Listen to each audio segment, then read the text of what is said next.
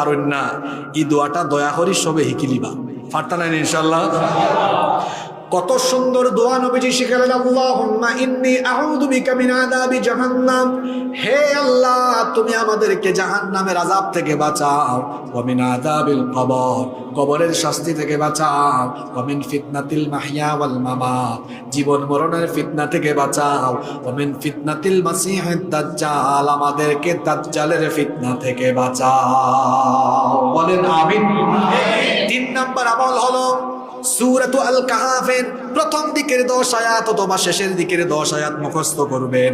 মুসলিম শরীফে হাদিস এসেছে, নবীজি বলেছেন, মান হাফিযা 10 আয়াতিন মিন আউয়ালি সূরাতিল কাহফি উসিমা মিন ফিতনাতিদ দাজ্জাল, ওয়া ফি রিওয়ায়াতিন উখরা মান হাফিযা 10 আল আওয়াখির মিন সূরাতিল কাহফি উসিমা মিন ফিতনাতিদ দাজ্জাল।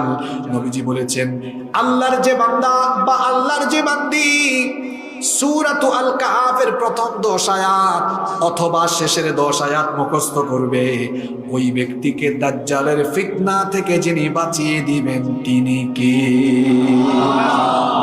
আপনার যে ব্রেন, আপনারা চাইলে 10 আয়াত মুখস্থ করা এটা ব্যাপারও নাই, কথা নাই ইনশাআল্লাহ। প্রতিদিন 1 আয়াত ঠিক হোক, তাহলে 10 দিনে হয়ে যাব কত? কোন সূরার কথা কইছি? সূরা কাহাফ। ফয়লার 10 আয়াত আর নাইলে না পারলে মাদর ফারবানি। দাজ্জালের ফিতনা থেকে বাঁচবার লাগে কটা আমল কইছি? ও 3টা আমল করব। আর দুনিয়ার যত দাজ্জালীয় ফিতনা আছে এটা থেকে বাচ্চা নিজের ইমানকে হেফাজত করুন। 22 মাসাল্লাহ 22 মাস নেই বা আইসো না, ও উদাহরণ হিকা বুথ খাবে লাগবো।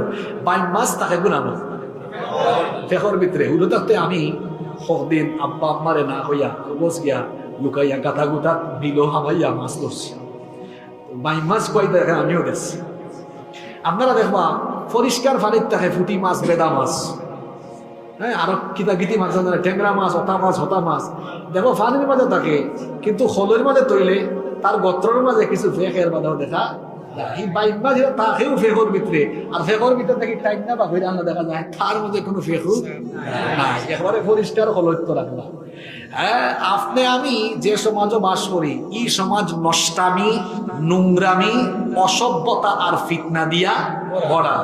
22 মাস ফেকর ভিতরে থাকলেও হেজলা হয় পরিষ্কার থাকে। আমি আপনি 22 মাসল লাগানো এই সমাজের নষ্টামি, নোংরামি, অসভ্যতামি, ফিতনাপূর্ণ সমাজও বাস করলো, কোনো ফিতনা আমার শরীরও লাগতো না, আমারে ভাইতো না। ওলা আল্লাহরে ডরাইয়া আমরা মাহদির অনুসারী হইয়া জীবন পরিচালনা করবো। আমরা পারবো ইনশাআল্লাহ। মোবাইল হাতে রইলেও উনকো ফিতনা, ইউটিউবও আমাইজন ওয়াজ একটা হুনতা, ইভাই উফরে দি ওয়ান চলেন।